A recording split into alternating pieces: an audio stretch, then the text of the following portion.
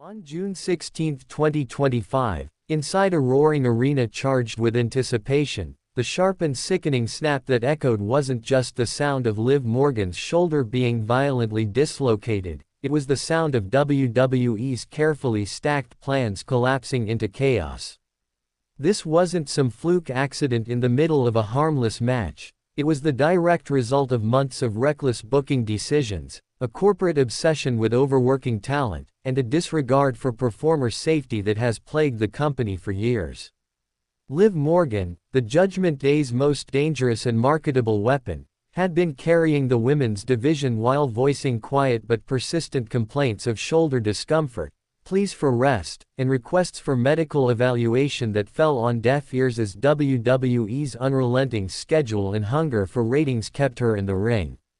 Her match against Kairi Sane was meant to be filler, a throwaway showcase while creative scrambled to figure out the next phase of her championship reign, but instead became the moment that threatened to end her career. A routine sequence went horribly wrong when Kairi's move caught Morgan's arm at just the wrong angle, ripping the shoulder from its socket so violently that the broadcast cut away from the grotesque sight. Backstage sources confirm this was preventable. WWE's medical team, the same one with a history of clearing performers under questionable conditions, had ignored warning signs for weeks, keeping her active to meet programming needs rather than pulling her for proper care. Within minutes of the injury, WWE's PR machine spun into overdrive, labeling it a minor setback. While the truth was far grimmer, Morgan was rushed to the hospital where multiple surgeons debated whether her career could even be saved. The dislocation was accompanied by torn ligaments, shredded cartilage, and nerve compression that required an unprecedented 6-hour reconstructive surgery using titanium screws, synthetic ligaments, and tissue grafts. While doctors fought to rebuild her shoulder, WWE executives were reportedly calling the hospital, not to ask about her pain or prognosis, but to pressure for optimistic return dates so they could salvage pay-per-view storylines. The aftermath was catastrophic. The Judgment Day narrative, built for months around her role as both champion and faction leader, disintegrated overnight. WWE had no contingency plans, exposing how thin their roster depth had become from years of ignoring mid-card talent. Major events like WWE Evolution 2025, intended to be a women's wrestling showcase with Morgan at its center, fell into disarray with scrambled, last-minute match cards that failed to capture fan interest. Financially, the fallout was staggering, plummeting ticket sales, nosediving Raw ratings, tanking merchandise revenue, and skittish advertisers questioning whether WWE could deliver the promised audiences.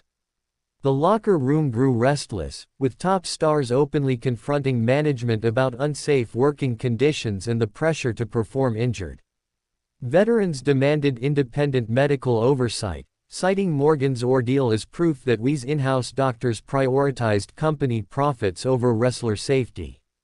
Internal medical records even showed her shoulder problems documented a month before the injury, evidence that the company had knowingly gambled with her health.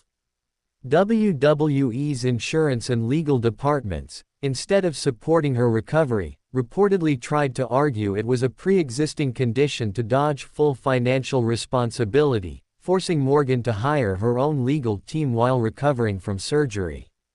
Rehabilitation was grueling, daily therapy sessions to restore movement, mental strain from the career uncertainty, and the looming pressure to return before she was ready. With no champion to carry the division, WWE scrambled to replace her, staging a lackluster tournament and even bringing back retired stars in desperation. The absence also cost Morgan burgeoning Hollywood opportunities, as she was forced to pull out of film projects that could have secured her financial independence beyond wrestling, a blow compounded by WWE's history of overscheduling talent to limit outside ventures.